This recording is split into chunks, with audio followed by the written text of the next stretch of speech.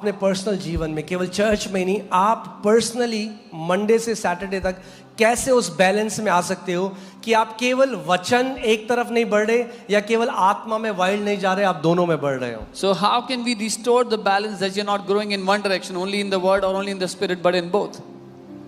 Best है जब भी आप रोज वचन पढ़ते हो ना, परमेश्वर से वचन मांगो.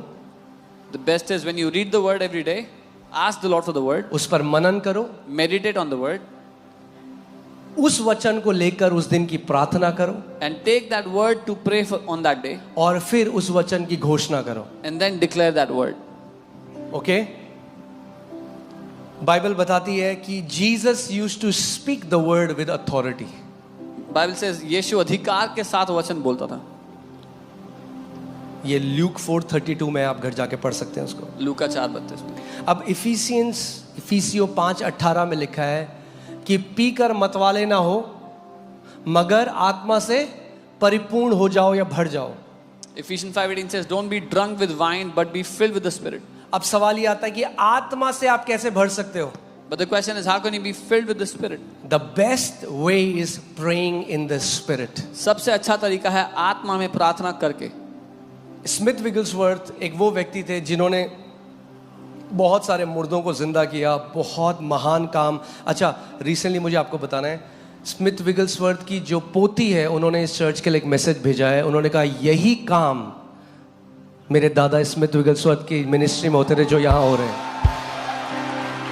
Smith Wigglesworth's granddaughter has sent a message for our church and she told the same works the Lord was doing in her grandfather's ministry as the Lord is doing here. Amen. उन्होंने कहा यही काम वहाँ पे भी होते थे. She said the same works were happening there. Amen. Hallelujah. Okay. So वो क्या करते थे? वो आधे घंटे बाइबल पढ़ते थे. अब मैं ये नहीं कह रहा हूँ कि आप बिल्कुल उनको कॉपी करो, मगर मैं उनको बता रहा हूँ वो कैसे करते. वो आधे घंटे जोर जोर से बाइबल पढ़ते थे. I'm not saying copy him, but I'm telling you how he did. He would read the Bible loudly for a half hour. उसके बाद आधे घंटे वो अन्य भाषा में प्रार्थना करते. Then for a half hour pray in tongues loudly. वचन पढ़ते, Read the word, प्रार्थना अन्य भाषा में करते. pray in tongues. वचन करते Read the word. और बाइबल और हिस्ट्री बताती है वो इतने पावरफुल मैन ऑफ गॉड थे. और हम उनकी लाइफ से सीक्रेट सीख सकते हैं. सीक्रेट क्या था? आत्मा में प्रार्थना और वचन को पढ़ना. आत्मा में प्रार्थना और वचन को पढ़ना. And the history tells us he was such a powerful man of God, and we can learn that lesson from his life. Praying in the spirit, reading the word. Praying in the spirit, reading the word. अगर और जब मैंने देखा है जो लोग आत्मा में घंटों प्रार्थना करते हैं ना, मैं किसी बाइबल कॉलेज नहीं गया कभी भी. I never went to any Bible college. मगर जब आप आत्मा में प्रार्थना करने लग जाते हो और उसके बाद आप बाइबल खोल के पढ़ते हो ना, आत्मा आपको सिखाता है. But when you pray